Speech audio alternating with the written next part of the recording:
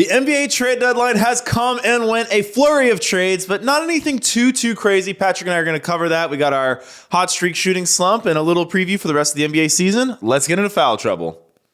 One of my favorite days of the year just passed. How was your trade deadline day, James? My trade deadline day was pretty good. You know, I was excited to see all the trades. I was excited to see, I think we did our prediction pod. 3 of the guys I put up for potentially getting traded got traded.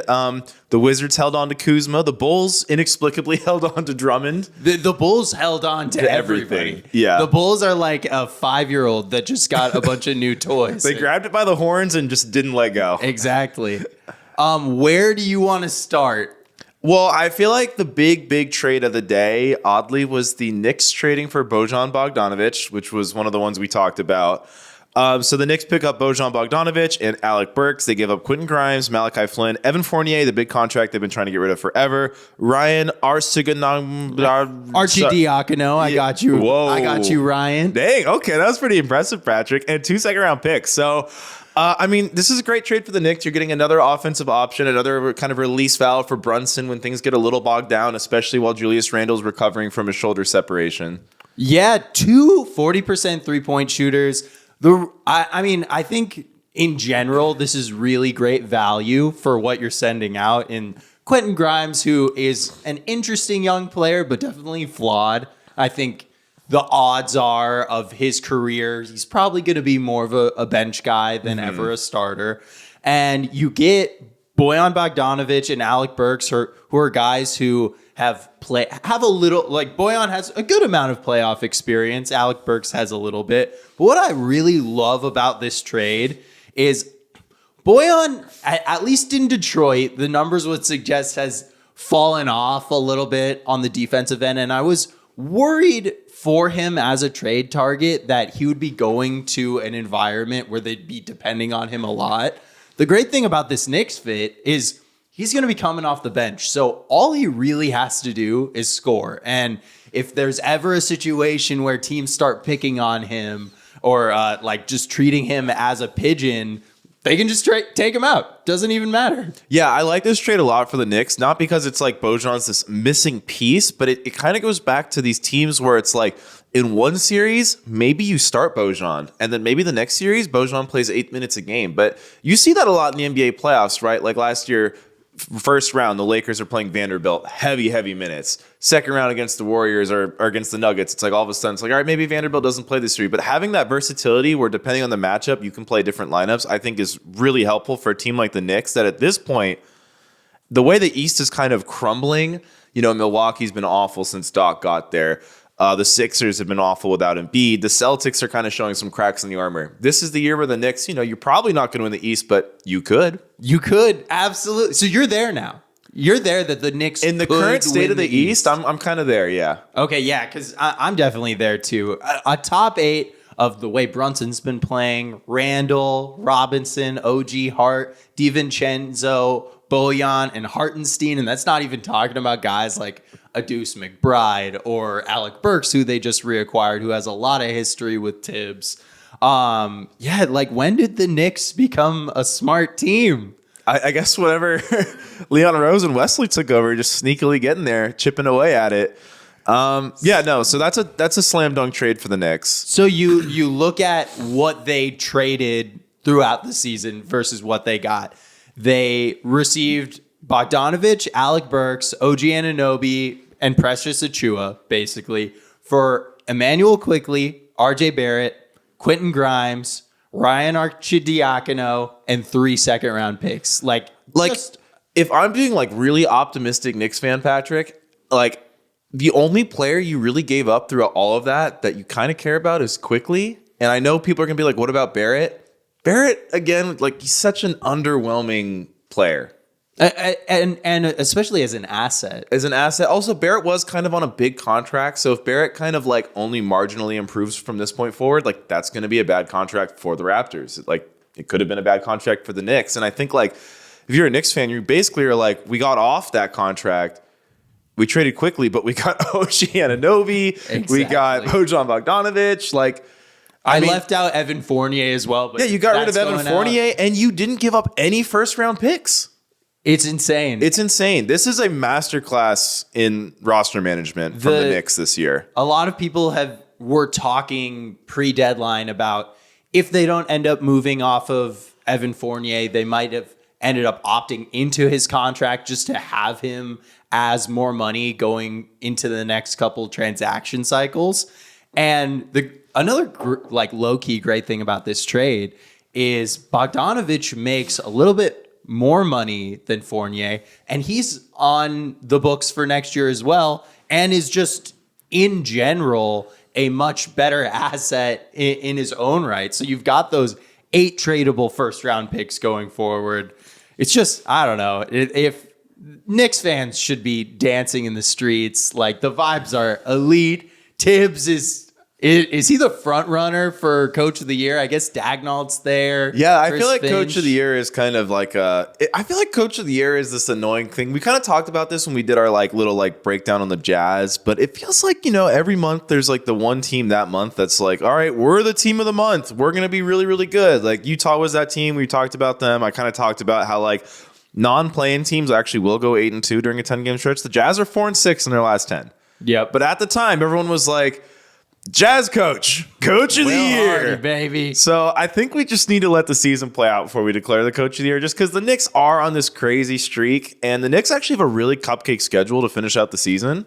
But you never know. I mean, the impressive thing about what the Knicks have been doing recently, and it's fallen off a little bit, is just the rash of injuries that they have had. Pretty much all of their main guys have had some series of games recently that they've had to miss. Is it, Patrick, more impressive to coach a team like the Knicks to a great record, or is it more impressive to tank a team like the Bucks? Because I think the Doc Rivers Coach of the Year, that's a masterclass in some sort of coaching, right?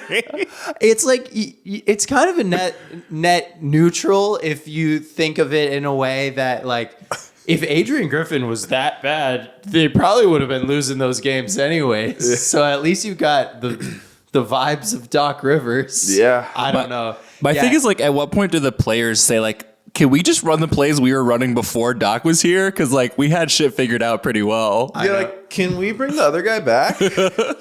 Budenholzer's stock is just, skyrocketing ever since he left. I mean, we all knew he was a great coach, but... All right, well, should we get back to the trade deadline? Yeah, let's get back to the trade deadline. What trade do you want to talk about next? Why don't we go to Dallas? Let's do both of those trades. So Dallas acquired PJ Washington from the Hornets and Daniel Gafford from the Wizards for Grant Williams, Seth Curry, Rashawn Holmes, and basically 2 first-round picks, or at least the control of 2 first-round picks. It's a 2027 first-round pick that's going to Charlotte's top 2 protected, and then a very complicated first-round pick. Basically, they swapped. They gave the Thunder swap rights for their, I believe, 2028 first-round pick, and received the Thunder's 2024 first-round pick for it, and they immediately sent that over to Washington. This is one of the trades that you predicted, Mavs fan, with Daniel Gafford going to the Mavs. What do you think? I know you like this. Love this for the Mavericks. I think we talked about they wanted their tall 4 who could shoot and kind of defend, and we were like, good luck, Mavericks. And the Mavericks were like, no, we got this. They're going to get PJ Washington. Also, Gafford, I mean, that's huge. I mean, I feel like this Mavs team in the non-lively minutes were just this defensive disaster class. I feel like Dwight Powell has really fallen out of favor with Mavs fans, and getting another athletic dive big that can play with Luka and just having one of those guys on the court at all times, and you add just more size with PJ. Because one thing with the Mavs is a lot of the trades we kind of pitched for them was giving them players of the same skill set they already had, but just bigger because they're small. Hardaway's 6'5". They're just playing a lot. Even Grant Williams, when he was on the team, is a power forward, but he's 6'6". This team just needed size, and PJ Washington, I think, is 6'9", 6'10". So 6'7". Oh, he's only 6'7". Yeah. All right, well, that's an inch taller than Grant Williams, but bigger, plays more down low. I think just every little bit of height counts for a team that I feel is susceptible to getting beat up on the boards, getting out physical in a lot of these matchups. And I just think the Mavericks Just getting more time with quality bigs is so big for this team. Yeah, I'm kind of like half in, half out with these two trades together as a package. I think the Daniel Gafford move is a home run. Like, that dude is just, he's a beast. And he's on a great contract. He's on a really great contract. He's like a great points per shot attempt dude. He's a game changer on defense as well. I really love what Daniel Gafford brings to the Mavericks. And then PJ Washington is also a good player. He's not as good. He's not as big as you think he's going to be. Apparently. And he's also not as good of a shooter as you think he's going to be. He's more of a 4, but can play 5. Is shooting 32% from 3 this year, which isn't amazing. And it's a step down from what you were getting with Grant Williams. I just worry a little bit. I really love the Mavericks when they're kind of spread out. I think the best versions of the Mavericks around Luka that we've seen is like more spread out version of the team. And I worry that like having so much of your cap tied up in big guys, and going forward, it's only going to grow with how much you're going to end up having to pay Lively, which it's a little far down the road, but it's something to think about. I just wonder, like, is the trade-off in shooting and kind of positional flexibility anywhere other than 4-5? How is that gonna pay off going forward? Can I give you a little stat thing for when we talked about like the difference between like how some of these guys shooting? Yeah, absolutely. So PJ Washington, this is another one of those weird guys. When he's 4 to 6 feet between the nearest defender, he's shooting 27% from 3. When he's wide open, he's shooting 38% from 3. And what team generates more wide open looks for their power forward than the Dallas Mavericks? None. There we go. So I think you'll see Washington's shooting numbers go up on the Mavs because playing with Luka, you're just getting spoon-fed, wide open, efficient shots when you're a role player for the Mavs. But I do see what you're saying.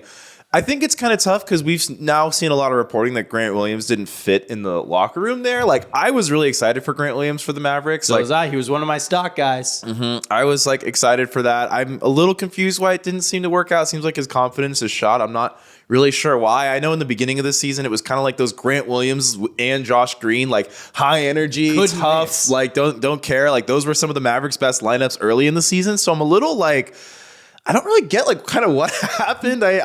Patrick found this story that Grant Williams switched out his Luka shoes for Jason Tatum shoes, which like, I guess that's a big no-no in Dallas. I didn't know there was not a great look. Didn't know there was the Tatum beef there. They're both Jordan athletes. Well, there are rumors that like Kyrie didn't like Grant Williams, right? And that Luka didn't like him.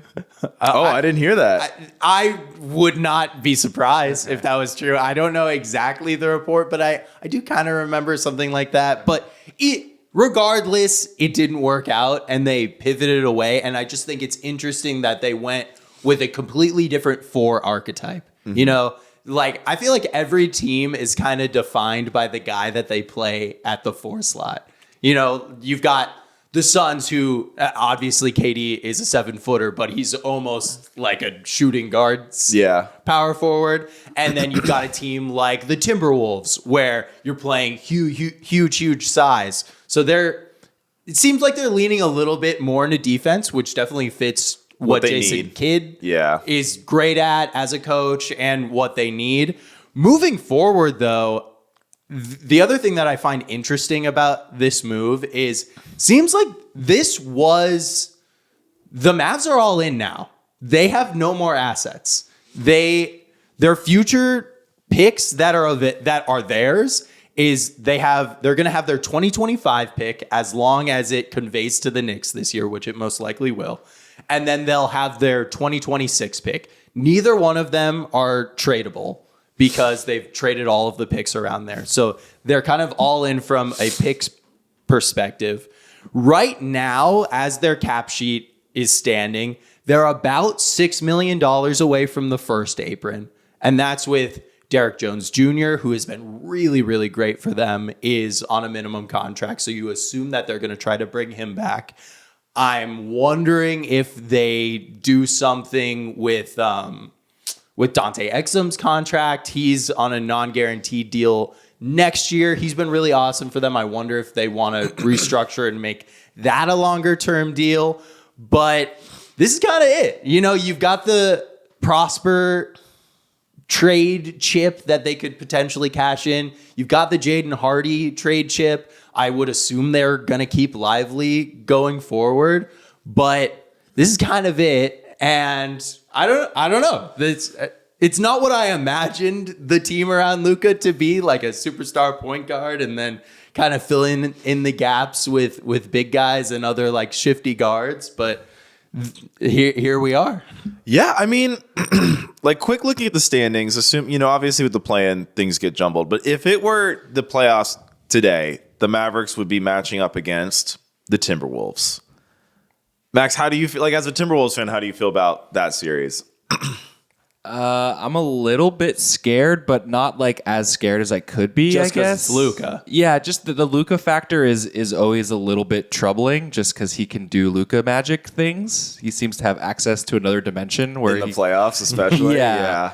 So that's troublesome, but like, I think If it could be any team worse. is ready to play against Luka, I would say probably Yeah, I the would say, I guess the Timberwolves. Timberwolves are maybe the one team where you're kind of like, I think we can stomach it. But I mean, a lot of these other Western teams, like, it is kind of scary. Like, I think the Nuggets also kind of own the Mavs, but like the Thunder, I think, are a better team than the Mavs. But I do think when it's like it slows down a little bit and it's like, I know Shea is fucking awesome, but like we've seen Luka Doncic 40 ball Kawhi Leonard multiple times in the same series. Yeah. Like, he is just a really special player. And if their defense can get a little bit better, like, I don't know, man. I'm kind of excited. I would not be happy to play that team. I'm definitely more scared of the Clippers than I am of the Mavs. Yeah, I mean, the Clippers have been dynamite.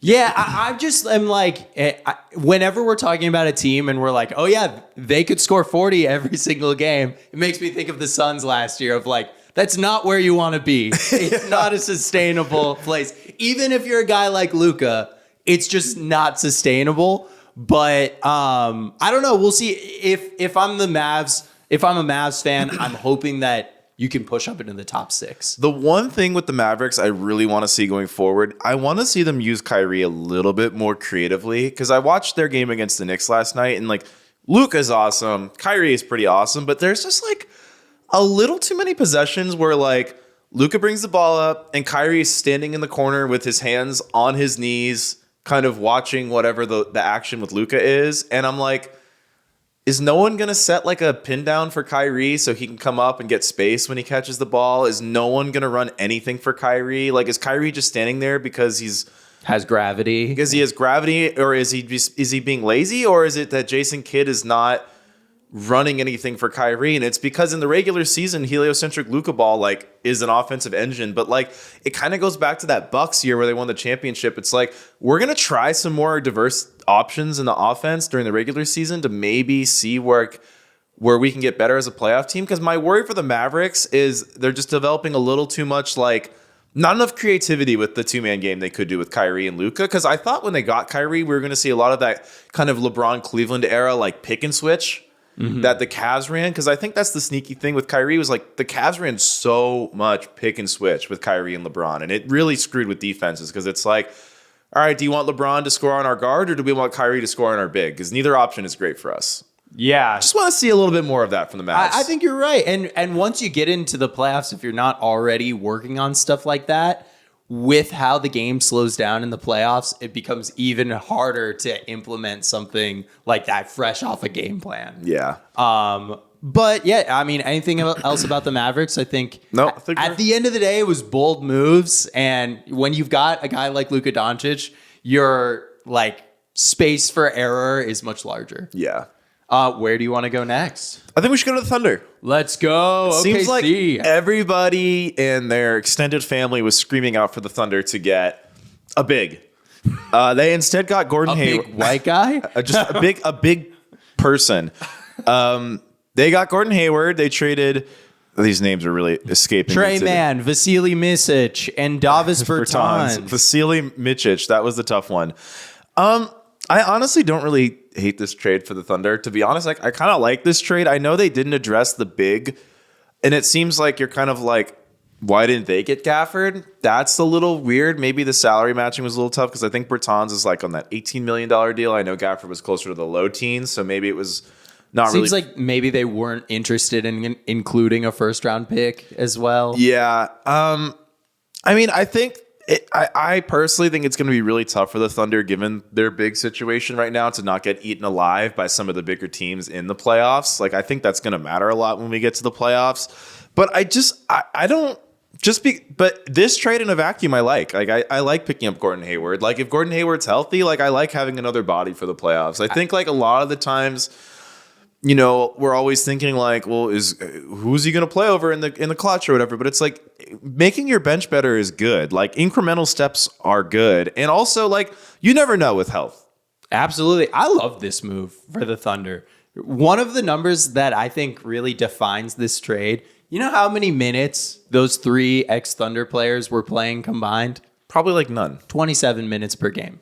Gordon Hayward's been playing 31 minutes per game, so it's like it more than covers that right there. But Gordon Hayward's been good this year. Like his points per shot attempt has kind of fallen off a little bit, but it's not easy to score when you're surrounded by what the Hornets had. And he's still been that great ball mover that I think the Thunder will really be able to use from the 4 spot. But also, he's shooting 36% from 3. That is a huge upgrade over Josh Giddey. If Josh Giddey just starts getting shunned come playoff time, which I'm not talking about in the court of public opinion. But it's like, why not? You know, that's what I feel about this deal. I could see, if I told you that Gordon Hayward won the Thunder a playoff game, would you be surprised? I'd be a little. Well, I guess I wouldn't. It's depending on how you define it. But if it's like, oh, Gordon Hayward scored 26, and they were like all huge buckets because Shea was like bogged down with double teams all game, I'd be like, yeah, I could see that. Right. Yeah. Right. And I think that's a worthwhile roll of the dice once you're in the place that the Thunder are in. And it's an old dude. You're a team of young guys. Yeah. What do you think? Do you think he could start over Giddey? I think it's one of those maybe things where in a playoff series you see it happen if like the matchup needs it or they need shooting or, you know, maybe they're down like 3-2 and it's like, all right, we got to change something. I could see it there. I don't think he's going to start over Giddey right away. Yeah. Yeah, I like the idea. I do like the idea of Giddey being able to kind of be the first guy off the bench, be that guard, point forward guy for them. But now gives them kind of a top 8 of Shea, J-Dub, Chet, Dort, Giddey, Hayward, Cason Wallace, and Isaiah Joe. You can mix that up a lot just with who you fancy on the Thunder's team. But it got me thinking. So the Thunder were kind of the surprise team of how good they ended up becoming. The Knicks, I think, have surprised us all. Which top 8 would you go for? Which top 8 would you rather have be your team in the playoffs? The Knicks top 8 of Brunson, Randall, Robinson, OG, Hart, DiVincenzo, Bojan, and Hartenstein, or the Thunder's top 8 of Shea, J-Dub, Chet, Dort, Giddey, Hayward, Wallace, and Joe? Oh, that is such a tough question because the Thunder's is definitely the more talented when you have Shea. Mm-hmm. Yeah, better top end talent, absolutely. I think what just really scares me with the Thunder is just the lack of size. Mm-hmm. I've always been someone who thinks size is really, really important, especially when we get to the playoffs, especially what we saw in the Western playoffs last year where, lo and behold, the 2 big teams were the ones in the finals. Absolutely. For the conference finals. And like, man, it's tough because like Shea is by far the best player across the 2 teams. And I love the shooting that they've kind of put around him. I think I would just go with the Knicks, though. I would too. Yeah. I would too. Like, you've got the best number 1 guy, but like, I don't know. I guess you might have the best top 2 guys. Like, I would probably take J-Dub over Julius Randle, even though Julius Randle can be really good, just as effective. But honestly, 3 through 8, I'm probably going with the Knicks every single time. I don't know. Really impressive. Super fun for these 2. You know what's crazy is I think you could even argue 3 goes to the Thunder too. Yeah, yeah. Like, I don't know. Chet's really good, man. But it is that kind of thing where it's like the Knicks are just really tough, really physical. I think for a young team, this Thunder team is unique, and it doesn't seem like they're going to take shit. They're going to get intimidated. This team really doesn't seem like they get flustered. But that Knicks team, I mean, we'll see. Maybe we're a little too high on the Knicks because even right now we're saying like, all right, the Thunder have the best two players in the series. Usually you win the series when you have the best two players in the series. But you know what? The Knicks beat the Cavs last year pretty handedly, and I would say Donovan Mitchell would be the best player on the Knicks. Absolutely. So, yeah, I mean, if you asked me last year, I would have probably said Darius Garland. I would have rather had than Jalen Brunson even. Not this year, though. Not this year. Yeah, but not last year for sure. Last year, I would have probably said that. Yeah, so they didn't get a big man. I guess that could be a buyout thing. You know, Robin Lopez is floating around. He would be funny. Yeah, I mean, yeah, they could get Robin Lopez. We'll see. I mean, it's gonna be interesting what happens with the Thunder. I mean, right now the Thunder are slated to play the Pels in the first round. I think they're gonna win that series pretty handedly. Talk about a test though against size. Mm-hmm. That's the team that can really impose their size on an opposing team is the Pelicans. Valanciunas does not play around.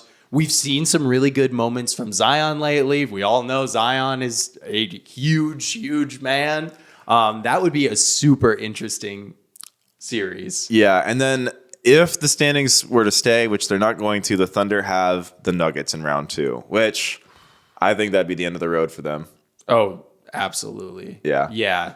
Yeah. It's tough. It's tough. Denver's, even the non-elite centers in the West are still guys that really like to embrace physicality, which is tough for Chet. Well, yeah. All right. Let's get to the next trade we want to talk about. 76ers? 76ers. All right. They traded for Buddy Hield. Hield. None of us knew where the Sixers were going to go in light of the Embiid injury. So the Sixers got rid of Furkan Korkmaz, who has actually requested to be traded from Philly for a while now. Marcus Morris, 3 second-round picks, and $1.5 million. There we go. What the heck? Reaction? How do you feel about Sixers this? out of Shooter.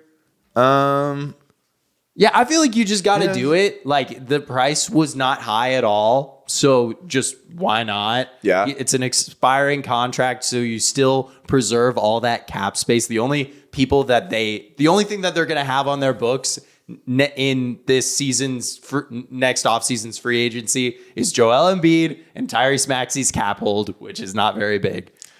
Yeah, I mean, yeah, it's kind of just one of these like, all right, the Sixers out of it's just hard to evaluate Sixers trades without knowing what.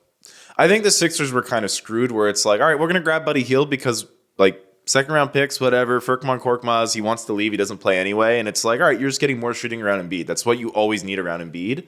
Yeah, I will say I think there's a non-zero chance that Buddy Hield can't really play in the playoffs for the 76ers. I don't think that Maxey, Buddy Hield backcourt is going to be feasible defensively. I don't think he's going to play. Like, I think Melton's still going to be the big minute 2 guard just because he's a little bit more lanky, versatile defensively. I mean, I kind of weirdly, I like the Sixers holding on to Tobias, seeming like they'll probably keep him on a better deal next year. I think that's a good move because I think Nurse has really kind of unlocked the best version of Tobias around the Joel Embiid core. I guess for the Sixers, it's just tough, man, with Embiid's injury. Like, is he going to play? Is he going to be healthy enough to play in the playoffs? Like, I just don't know what you do if you're them.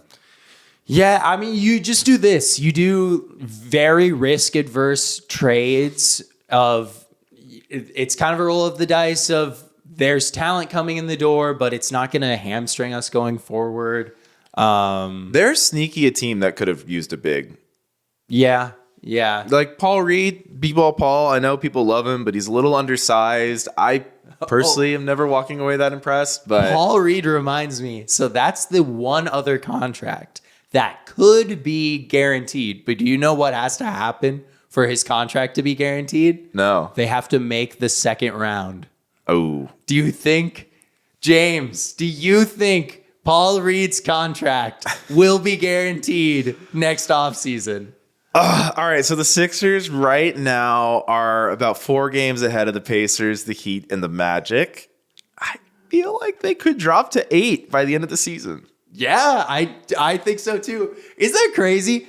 So for those of you that do not remember, Paul Reed was a restricted free agent last offseason, and he signed an offer sheet with the Jazz. So Danny Ainge literally went in there and wrote in his contract gets guaranteed if the Sixers make the second round. Basically saying, like, I don't think you're going to make the second round, Sixers. That's crazy. Oh, that's crazy because the Sixers always do make the second round. They just don't make the third one. But, yeah, man, it's tough because if the Sixers are in the play-in, and we'll just, for argument's sake, say they win the play-in, like, you're looking at a 7 seed against probably the Cavs or the Knicks, or an 8 seed against the Celtics. Oh. Any of those are super, super rough. But if there was ever a miracle year for the Sixers, that's true. Embiid comes back with like 3 weeks left. You finally beat the evil Celtics, and all of a sudden, nah, I'm not going to do it.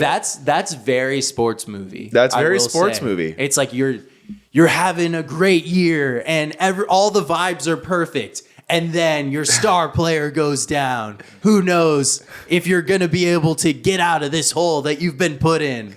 And then you meet up with James Harden in the finals. You have to defeat the ultimate boss of Philadelphia. Yeah, coming to a theater near you. Any other trades you want to talk about? Are there any other trades? Was Pat Bev part of that trade as well? Pat Bev wasn't. Okay, let's talk about the 2 other Sixers trades real quick. I didn't really get the Jaden Springer to the Celtics for a second round pick. I thought Jaden Springer's like, yeah, I don't really get giving the Celtics more bodies. Promising, and it's just like, okay, bye. I really love the Xavier Tillman trade for the Celtics. I think that's like 2 guys that like could potentially be good down the road. Xavier Tillman, I think, is probably as good as he's going to get, but like could get playoff minutes, has gotten playoff minutes before. And then Pat Bev going to the Bucks. What do you think about that? Man, I mean, we talked about this on the group chat, but like Pat Bev is inevitably going to do like the Bucks traded, or the Sixers traded me, and now look where they are in the standings, and completely ignore the fact that it's because Embiid got hurt and not because he got traded. Yeah, I don't really. I'll be honest, Patrick, I don't understand this trade for the Sixers. The Pat Bev one. Yeah, I don't understand it either. I guess they just they're getting Campaign in a 2027 second. So I mean, Campaign can play. Yeah, you know, he get can, a little bit more scoring. It just feels like you brought in Hield. You have Melton. You have Maxey. I feel like Campaign, you don't need him. No, I mean, talk about a problematic defensive trio. Campaign, Buddy Hield, and Tyrese Maxey is like a perfect problematic defensive trio for them. None of those guys can play together. Yeah, I mean, I wonder if it's just one of those things where Morey is like, you know what? I think to stop the bleeding in the regular season, instead of trying to boof up the defense a little bit, we just kind of go into try to win shootout type mode. Yeah. And just play the best offense we can the rest of the season because, like, yeah, I mean, as long as Embiid's out, this team is going to be bad defensively because Paul Reed is an undersized big and, like, they don't really even have a guy behind him. So, like, maybe it really is just if we don't want to free fall down the standings too much, we just have to play 500 ball and just play a lot of threes. And that's probably the thought process. Did you see that Pat Bev stole James Harden's flow bar for bar? What is this referencing? I'm so confused. Pat Bev on his podcast said Daryl Morey is a liar. Yes, I did see that. He told me last week that he was not going to trade me, and then he went out and fucking traded me. I thought that was so funny. Like, of course you take that and you own it yourself. So you're saying that this is a direct response to Joel getting injured, basically saying, like, since we just lost a bunch of like our offensive power, we need more offense now, so we need to like get rid of Pat Bev. And I think the other part of it is like Pat Bev's on a minimum contract and you can get a second round pick. We've seen that second round picks are now a lot more valuable than what they were when we were young. Okay. So I think that's probably the other half of it. Get a little bit of value there. Yeah. All right, other trades I think are interesting. I don't think we'll spend too much time on. Raptors trade Schroder and Thad Young for Dinwiddie and then release Dinwiddie. So I guess that's just to get off the salary type thing. Heard Schroeder was not happy that he was not starting anymore, and to get off the salary. And then Mark Stein also reported that Dinwiddie is more than likely going to go to the Mavs, return there. So I guess that's nice for them. Yeah. So one trade, Patrick, we didn't touch on when it happened, but I feel like I want to spend a little bit of time on is the Rockets traded Victor Oladipo and 3 second-round picks for Steven Adams. Just the Grizzlies giving up Steven Adams, I thought kind of unexpected. I don't know if that's maybe one of those things where they're seeing like, oh, this injury is a lot worse than, because for me and you sitting at the podcast table, it's like, okay, he has this injury. He's expected to be back at this time. But truly, everyone's injury affects them differently. Adams is a bit older, but I think you and I both really like Steven Adams from Memphis, really like kind of like bringing that toughness. The offensive rebounding we talked about is such a huge part of their offense because their offense has struggled in the half court historically. Like, what do you think about that trade for the Grizzlies? Yeah, it's interesting. I get it in that I think he's probably not on. I mean, maybe he was on the next good Memphis Grizzlies team. I don't know if he was going to be on the next great Memphis Grizzlies team. And the Grizzlies are a team, weirdly, I'm going to say this, and obviously they haven't been that great this year, but they're a team without that many holes. So I think with the draft assets they have, they can afford to spend them a little bit on finding a long-term answer to that center that might be a little bit cheaper than what Steven Adams is right now. So I guess I kind of understand it. I don't think they do that if they're having a normal season, but it is a gamble. Absolutely. It is a gamble. All right. Any other trade you want to touch on? No, I think I'm more ready to talk about the teams that didn't do anything. Let's start with the Bulls. Yes. Chicago Bulls. I mean, they have the perfect roster. Yeah, I don't. So part of me, there's two sides of this. I think there is a lot of hubbubaloo, like, why don't they trade Levine? Why don't they trade DeRozan? And I do think a lot of the other teams are like, I don't want DeMar DeRozan. I think DeMar DeRozan has become oddly, incredibly overvalued as a player because kind of had this little mystical run with the Bulls his first 2 seasons there. But like, he's on a huge contract. It's a heavy diet of mid-range shots. It's a lot of like self-creation. Like, what contender does he slot into cleanly? Yeah, I mean, the thing about DeRozan and why, if I was a contender, I would be interested in acquiring him is we've seen time and we've had this question about DeRozan of his ability to fit in on a winning team as a player with his skill set. And I think he's always kind of answered the bell of giving teams what they need. He's definitely fallen off a little bit, but I think he's an expiring contract. Like, what are you doing? Go, like, you're not. Are you going to resign him? Yeah, like it's kind of tough because I see what you're saying. Like, it's expiring, but it's like, what contender is going to give up $34 million in salary of useful players? I think a DeRozan trade is really complicated, but where the Bulls maybe I think are making a misstep is like, how do you not trade Drummond?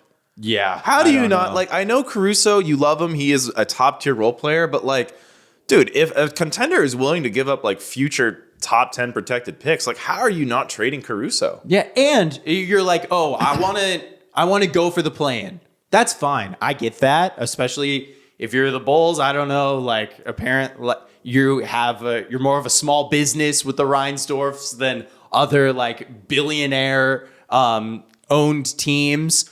But right now, you're 14 and a half games back, and the teams behind you are the Hawks, who are 17 games back, the Nets, who are 19 games back, and the Raptors, who we kind of touched on, are 21 games back.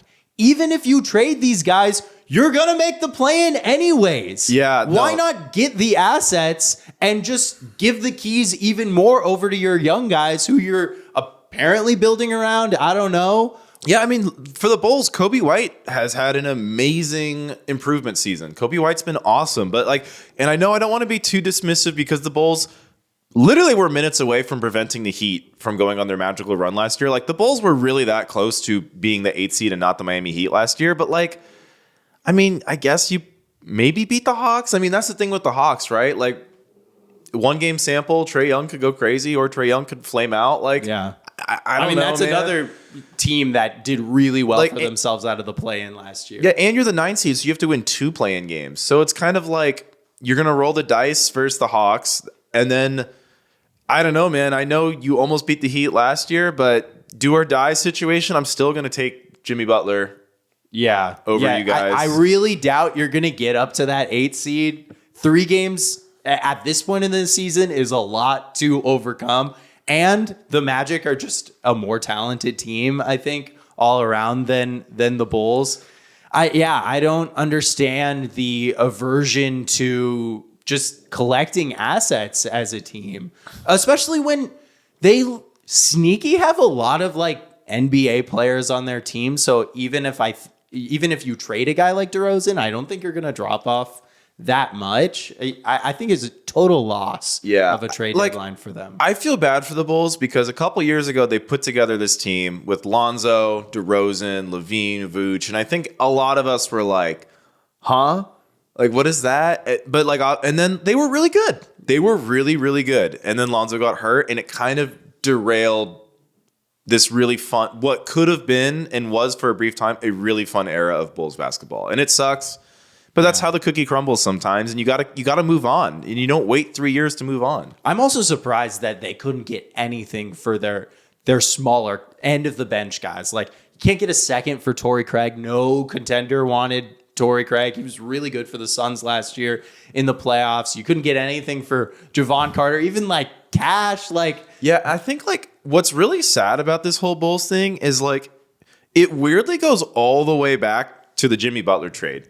They didn't think Jimmy Butler was the guy. They didn't want to pay him this huge deal that they thought would hamstring their team. Fast forward a couple years, they're in the same situation with Levine, and then they give Levine the contract, but not Jimmy, the homegrown guy who was actually leading you to the playoffs. On your last great team as well. Like, it's this weird, I don't know, man. It's really weird that, like, I feel like this Jimmy Butler thing is going to haunt that franchise for a long time.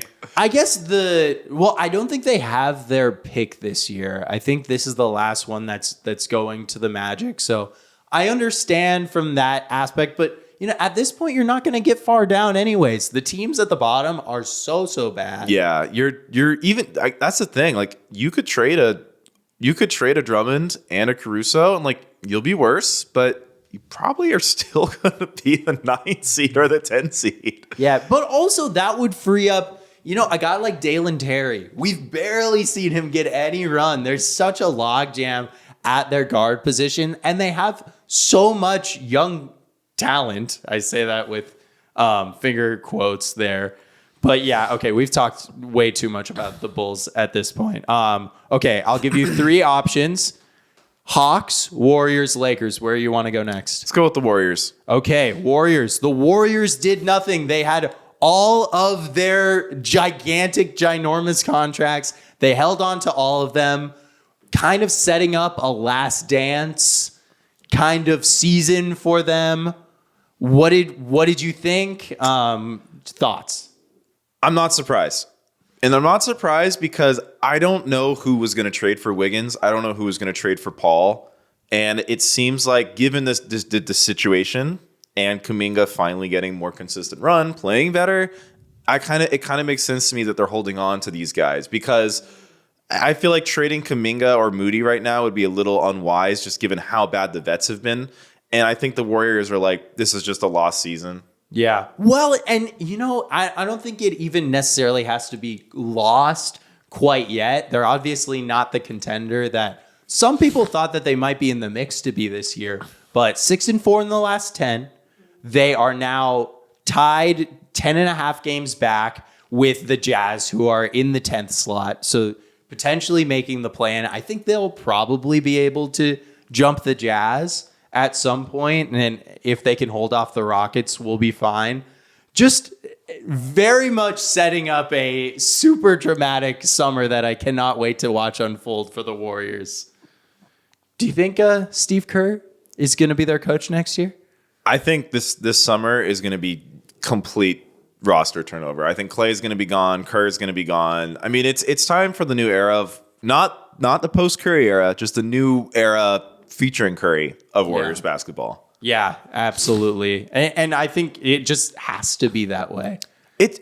What I don't understand about the Warriors, like I really don't understand about the Warriors is like, I know Jordan Poole was a disaster in the playoffs last year, like really hurt them in that Lakers series. But this, like, you lose a series because of size, and you just switched out your backup guard. Like, you upgrade the backup guard, but like, how do you go? That's why I was really low on the Warriors entering the season. Is how do you see that your team lost in this fashion, and you go, let's just not address the way we lost and just go ahead and just assume, oh, this year will be better. Like, you have an aging team. You didn't add any size. Like, you're just setting yourself up to lose to a Lakers or a Nuggets again. Like, what was the thought process over this past summer? As I don't understand. Yeah, I mean, I thought that they would have the pieces to be a pretty good regular season team, especially with the addition of Chris Paul, which has worked out, by the way. The Chris Paul, any way that you look at the Chris Paul stats, he's been way better than Poole has. He's been really, really good for them. But one, the Draymond stuff has been just debilitating. They've had a lot of injuries. But I think something that nobody really talks about is Kevon Looney has just not been effective for them this season, which the last 2 years has, especially in that finals run, Kevon Looney was absolutely incredible, and they were able to play real effective two big lineups for the first time in this iteration of the Warriors, and that didn't last long. And now they only have one big that is really playable at all. So definitely rough time to be a Warriors fan. A lot of huge question marks going forward. And I don't know. You just, at this point, you just got to roll the dice and hope that the talent that was sucked out by Space Jam is given back to all their players. Yeah, I think for the Warriors, I do want to assume they try to trade some of these guys, especially Wiggins. I just don't know what team is like, yeah, we'll take Wiggins' contract. I think the other thing with Wiggins is, like, I think they probably could have traded him, but they wouldn't have gotten, like, positive assets. I think they maybe could have even traded him without adding on assets, but they just would have gotten, nothing also back bad for stuff. it. Yeah. Another team to not make a move was the Lakers. We've talked so much about the Lakers. I'm, like, annoyed. Like, last night, there's, like, I'm watching the Nuggets game. Rui's on the court. Things are going well. They're catching back up. And then all of a sudden I see Taurean Prince again. I'm like, we're getting Darvin Hammed again. Yeah, the Lakers. So they're 6-4 in their last 10 games. 13th best offensive rating, 19th best defensive rating. So it's kind of flip-flopped what they have been recently. But I guess everything that we've been sold is D'Angelo Russell's back, baby. He's averaged 23 points over the last 10 games, 6 assists, or actually at the last 15 games, which is kind of when they've turned things around. But a little dubious at the sustainability, because D'Lo, still a guy that does not get to the rim at all, is shooting 46% from three over those last 15 games. So I'm wondering, that's obviously going to come down. How far does it have to stay up to be able to sustain this offense? Because if they can be the 13th best offense when AD's back in full form, it can be a real team, I think, and kind of a low-key contendery team. But it's got to stay there. Yeah, I mean, as long as D'Lo's, shooting well, it helps. But I honestly, Ham, man. Like, Ham has to go. Like, Ham's not going anywhere. The thing with the Lakers, so last night was their third straight game of not starting Taurean Prince. Unsurprisingly, they've won their last two games, and honestly could have won last night against Denver, the team that's kind of been their boogeyman team now. Like, the thing with Prince is, on paper, it makes sense. You're like, oh, a wing. He's kind of tall. He can shoot threes. But you actually watch Laker games. This guy has awful shot selection. He's a really bad defensive player. And it's just like, it's just the Lakers I feels like they could just make a lot of easy adjustments with their lineups and just be a better team. Yeah. I mean, I don't think they can be like Rui's better than Taurean Prince. Like, why is Rui not playing? Like last night, there was a lot of he possessions. started last night, but like he's not closing. Is what I don't get. Like, there's a lot of possessions last night when Rui's on the court, where all of a sudden Rui switched onto a guy who's like maybe a scrawnier three, like a Peyton Watson, and it's like, oh my god, you can just bully this guy. And like, I know Rui is not the answer. Just like when they put Rui on Jokic last year, it wasn't the answer either. But it's like, I don't understand why it's like, I just don't understand like what Darvin Ham is doing. Yeah, I mean, at the end of the day, I think the Lakers, roster-wise, are built like a super team with 3 superstars, and they have 2 superstars. And when you're in that position, making little roster mistakes, like playing Taurean Prince a lot, really, really hurts because the guys behind him also suck, and there's not really, you get an amazing game from Jackson Hayes, but most of the time it's not going to be like that, So you don't really have big man depth behind AD. You don't really have wing depth behind LeBron. The one place where I think you actually have positive depth is the guard position for the Lakers. And to be honest, that's probably the least important thing of any of the positional groups, because at the end of the day, I want the ball in LeBron James's hand. Yeah, I mean, I on LeBron, so the Vanderbilt injury is weird because I think a lot of the early reporting is he's going to miss the rest of the season. On the broadcast last night, they said he was going to be out a month. Yeah, there's a lot of mixed. I think it's kind of like month, reevaluate. If things go really well, he'll be back a week after that. If things go really bad, maybe he's not coming back to the playoffs. But either way, there isn't much of the season left. Yeah, I personally, I think I might find this might be really naive. I still think there's kind of a good team hidden in this Lakers team. Like Davis is every Laker game I watch, Anthony Davis has been just amazing. He's been playing. LeBron's been great. Like Reeves has really picked it up lately. Reeves looks awesome. Like love Reeves. And love like Reeves. When they played the lineups that worked last year, they still work this year. So like I don't know. Seems like there's a team that is good hidden in this mess of a Lakers season. Yeah, I mean, I stand by what I said at that like trending up, trending down pod. This is a bottom of the play-in team, but it's a rare bottom of the play-in team that has the upside to win 1, maybe 2 playoff series if they get the right matchups and if they get really good series. So as long as they put themselves in that position and can win the play-in, which is not going to be easy, they might have to play a Luka Doncic in the first play-in matchup. Yeah, no, that's what I'm looking at right now. The play-in right now is Kings Mavs and then Lakers Jazz. So if the Lakers beat the Jazz, they either have the Mavs or the Kings, and if they draw the Mavs, I'm going to be a little shook. Yeah, I mean, I would definitely choose the Mavs in that situation, and then you would choose the Mavs. Against the Lakers, probably for a one-game you're saying, I thought you were saying if you were the Lakers, you would choose to play. No. Okay. And then it's like, okay, like let's have a legacy 1-game grudge match against Steph Curry. Like, how's this gonna go? It's scary times. Scary times. For the Lakers. Okay, the last team that we have on our list. Do you have anything else to say about the Lakers?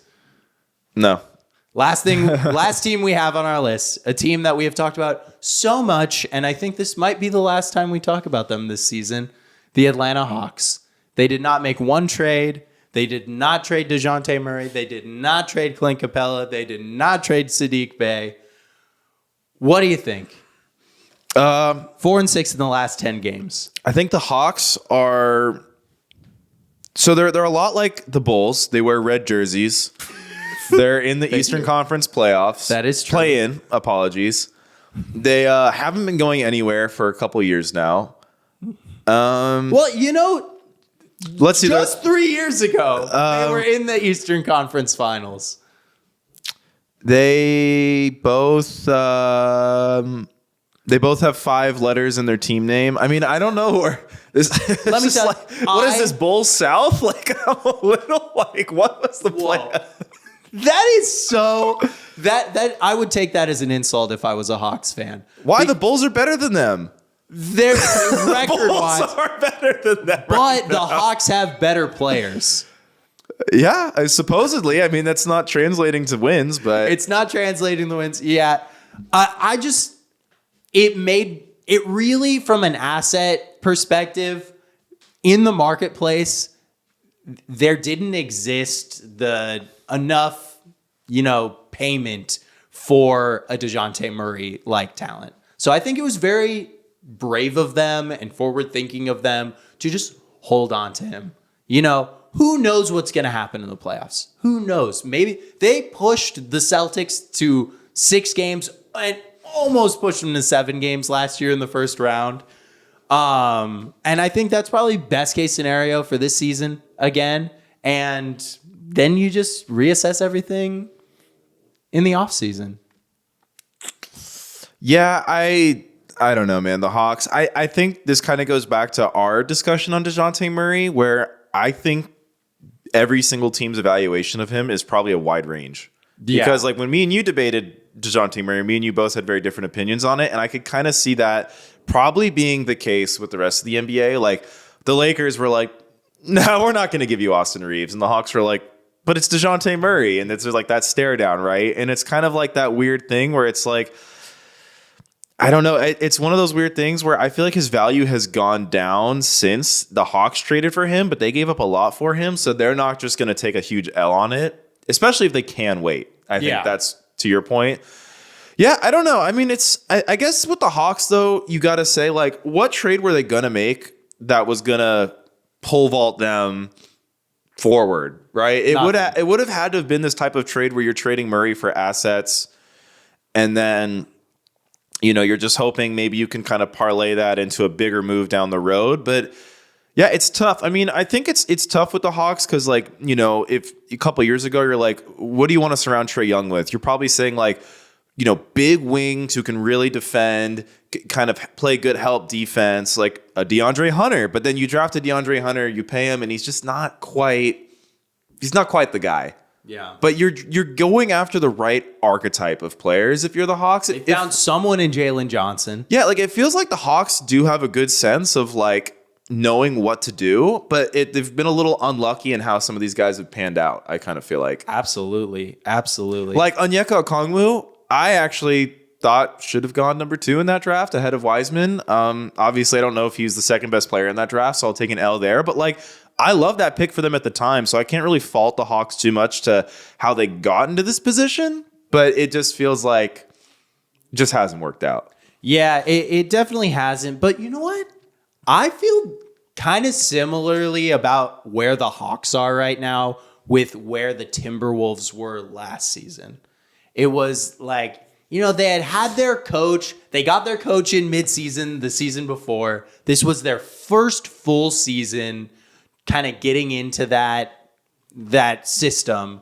And I don't think they really had the adults in the room and the right fits around their deeply flawed but superstars on their roster. So going into the offseason, I think they can adjust. You at least have identified 4 guys that are definitely going to be huge parts, if you keep them, of your future in Trae Young, DeJounte Murray, Jalen Johnson, and Okongwu. And that you've got a lot of money that you can kind of play around with. You open up another pick in the offseason. So if you want to go all in that sense, you can, but you don't have to. And then, I don't know, you just roll the dice. You see if Quinn, you see if that can work out with Quinn Snyder. And yeah. And then if everything goes really, really bad in the offseason, you don't have to just think about trading DeJounte Murray. You can also think about trading Trae Young if that is where you want to go. Let's go Bulls South. Bulls South. All right. Hey, last year's Timberwolves though, 42-40. There we go. Yeah, and I mean, What are the Hawks at right now? 22-29. Okay. they could get around there. Yeah. Comparable. If they make it to 42 wins, Be very surprised. I'll drink like 5 shots to start a podcast if they can get to 42 Hey, wins. bad teams always rack up their wins at the end of the year. Yeah. Oh, the Hawks were 41-41 last year. It is weird that they're this much worse with Jalen Johnson emerging. Yeah, well, you got to remember Jalen Johnson missed a lot of games, and I didn't pull the stat, but with Jalen Johnson in their lineup, I think they have a positive record, but I don't know. I really like Jalen Johnson. Like, he is like the perfect guy next to Trey, in my opinion. Can guard, has got size, very athletic. All right, so I guess maybe all three of us, now that the trade deadline has passed, we've seen about 60% of the NBA season. Assuming there's no further injuries to any of these teams, who's your guys' picks to win the conferences? Who wants to go All first? right, I think I'm still going to ride with the Celtics in the East. Yeah, I think I'm with the Celtics the too. amount of talent is just overwhelming. If I was a Celtics fan, I would be kind of nervous about a Knicks matchup. Yeah, I would be nervous Just about it because the Knicks kind of fit this profile of the Heat in that it feels like they're the type of team that can kind of mentally drain on a team. So I'm going with the Celtics in the East. I'm still rolling with the Nuggets in the West. I still think Jokic is just an unsolvable problem for all the other teams. Max, how are you feeling about the East before we go full on? I think the West is more of the conversation. I think it's probably going to be the Celtics, but I will say that I would love to see the Knicks just have like a Miracle miracle run. season. Yeah. That would be so fun. We are absolutely in the same place all All going around. Celtics, yeah. Yeah, all Celtics. Okay. In the West, I am a full Clippers believer. Whoa! I am a full Clippers believer at this point in the season. Just the ISO ball that this team can play is really something that we have only seen a few times in NBA history, this level of talent. I love how James Harden's playing right now.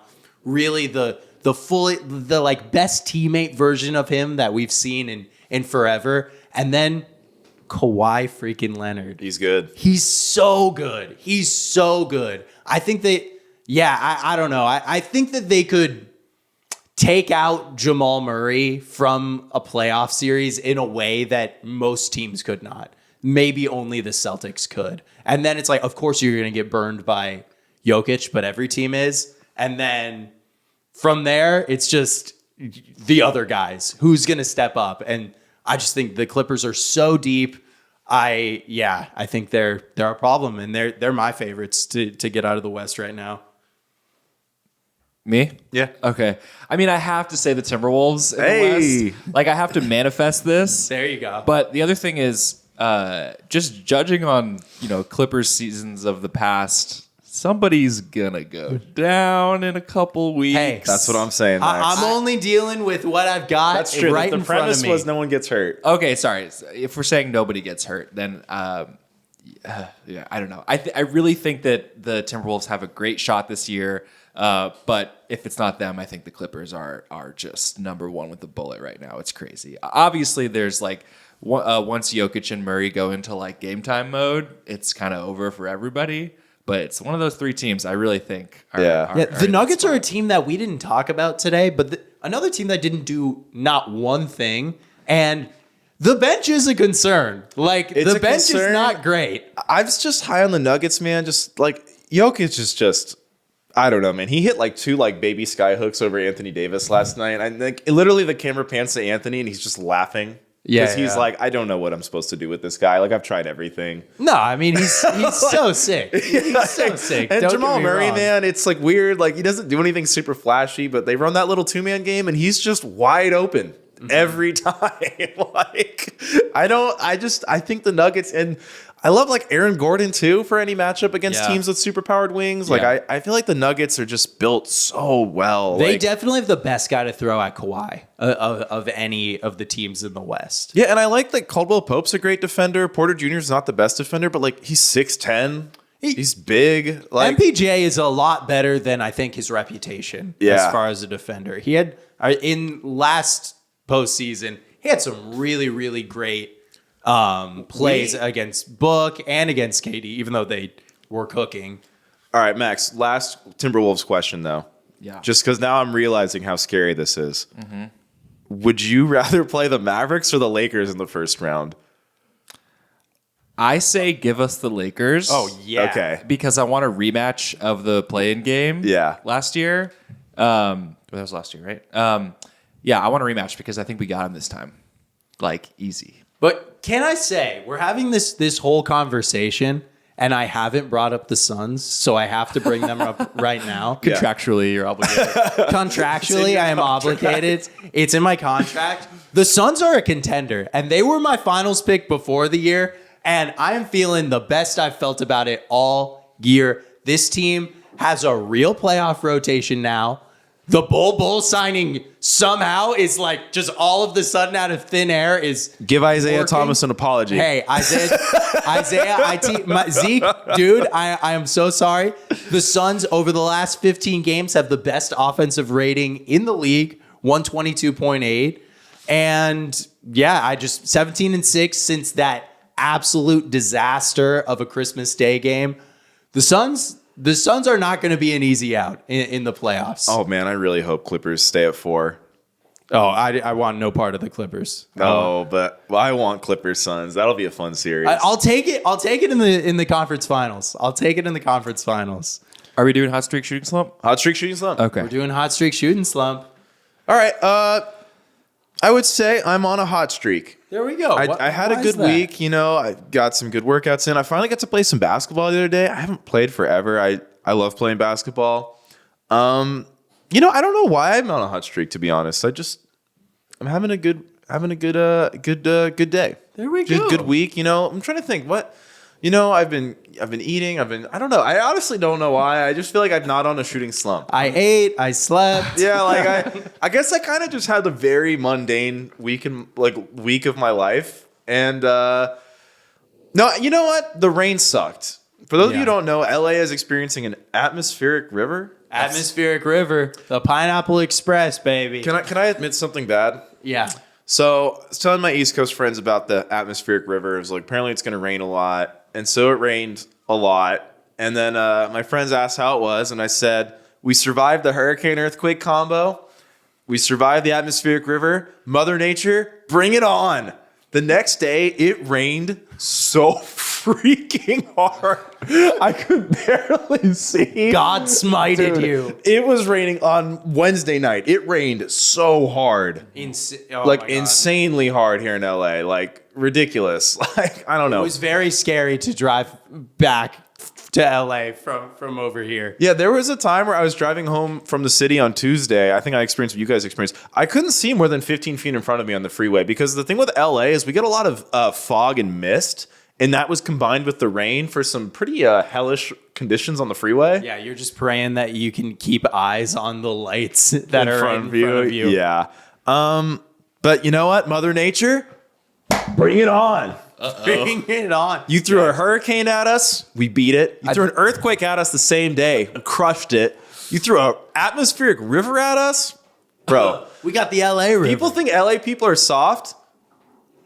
Yeah, we beat everything they throw at us. You don't even know. We're undefeated. You're going to get struck by lightning tomorrow. LA's undefeated, bro. Mother Nature can't take us down. Yeah, I would say that I've had a bit of a shooting slump, mainly because of the rain. Like, oh my gosh, Rain has sucked. it sucked really bad. And I'm a guy. I commute an hour to work every day, so just like right off the top, I had to go to work early, like 3 days this week, just for random stuff. So just like fighting through the rain while I'm like falling asleep at the wheel. I've only got one working windshield wiper. He's just sweating all the way through these drives. But generally it hasn't been too bad, but it's just been like a really, really busy week. And I did not need all of this rain of this week of all weeks. But Pro tip: go to the Jiffy Lube on Sunset Boulevard and get some new windshield wipers. They'll say, "Do you want the cheap ones or the expensive ones?" Say that you want the expensive ones, and then the guy at the counter will give you them for the price of the cheap ones because nobody's buying the expensive ones apparently. Wow. That's what happened to me. I don't know if that's gonna happen for Do you I have too. to like write down your name on like a piece of paper and like slide it across? Max said that you would give me these for a You- cheaper price. You know Max, right? You helped out Max with his windshield wipers. The guy with the Taco Bell hat. Yeah. Max, how was your week? I'm on a streak. I had a pretty go. decent week. Yeah. Nice. It was raining here, but like up on the central coast of California near like San Luis Obispo, it wasn't really raining that much. Yeah, so you went on a little road trip? Yeah, so me and my girlfriend just escaped the rain for like a day. We went up to San Luis Obispo. We stayed at this cool hotel called the Madonna Inn. It's like super kitschy, like funky little hotel where all the rooms have like different themes to them. Oh, cool. What was the theme of your room? It was called the Rendezvous Room, which sounds horny. I'm not gonna lie. Yeah, dude. But it just had like crazy wallpaper and like a chandelier and like it was cool. And then we went to Morro Bay, which is right by where you can see like ocean otters in the wild. Ocean otters? Yeah. So my girlfriend really wanted to see the otters, and she did, and she cried immediately. Which The was kittens of the sea. literally, yeah. Which huge dub for me. I'm not I provided her with that experience. Is everyone taking notes? If you want to make your lady happy, take her to go see some ocean otters. Ladies love otters, man. What can I say? But no, it was a nice little getaway, and it was a pretty decent week. Also, I'm one of those weird people that likes rain, so blast me in the comments. Fine. Ooh. No, we're definitely in the minority here. I feel like most people like rain. I vehemently disagree. I think most people dislike rain. Or does everyone just lie to me and they're like, oh yeah, I love the rain. You know what I love think the it is? rain. And I understand this. I think some people, this is a weird thing because I know some people get made fun of for saying this, but I feel them on this. I think some people like that kind of vibe of it raining outside and you're kind of like inside and you're kind of cozy. It's like a screensaver. It's like a screensaver vibe. I kind of get it. Like, I don't know, man. When it's raining outside, I kind of like, for whatever reason, it makes me want to play like Xbox. Like, not on my PC. I don't want to play like a computer game. I want to play like console games, like, cozy on the couch. Yeah. I just feel like if you're not going outside in the weather, You don't you're like not the weather. allowed to have like an opinion on how much you like the weather. That's a big part of it. Yeah. Like rain is great if you're able to just snuggle up on the couch with like, Netflix or video games or whatever and just like, listen to jazz music. like, what's the difference from watching the rain outside to like just watching TV? Like, oh, I love tornadoes. I just watch them on my TV. Like, literally, like, you don't love the rain. Yeah, no. You just like the look of the rain outside. Yo, shout out tornadoes, bro. I'm going to make that my new identity. Bring it on, Mother Nature. Yeah, if anyone is wondering what to put on your Tinder bio to get some action going forward for this Valentine's Day season, ladies love tornadoes. Dude. Tornadoes and otters. Take him for a spin, bro. Yeah. There we go. That's Riz Good right tagline. there. That's a good tagline. For tornadoes. I guess before we go, I'd be remiss if I didn't ask. Do we have a Super Bowl picks? Ooh. I'm gonna roll with the Chiefs. Yeah, I'm rolling with the Chiefs. I gotta back up my fellow Patrick. I'm going to take the Niners just to be a Contrarian. contrarian. Fuck the Niners, man. Inter division rivals with my Arizona Cardinals. Oh, you know what? I'm a little late on this. You know why I had a hot streak? Arius Bailey. This man, he's the number 2 high school prospect right now. Should be number 1. My man threw down an alley-oop windmill and won. Yeah, he got fouled doing an alley-oop windmill. Absolutely filthy. Literally almost jumped over another kid. Going to Rutgers next year. And Rutgers, we are winning the freaking March Madness next year, bro. We are going to dominate. I'm so hyped. USC and UCLA are joining the Big Ten next year. They're going to be our pawns, bro. We are going to own them. Yeah, I so if cannot you- wait to make fun of all the locals when Rutgers comes to town. If you want to meet Jidel in person, he will be first in line waiting outside of the Galen Center when Rutgers comes out to LA. Oh, we own college basketball, bro.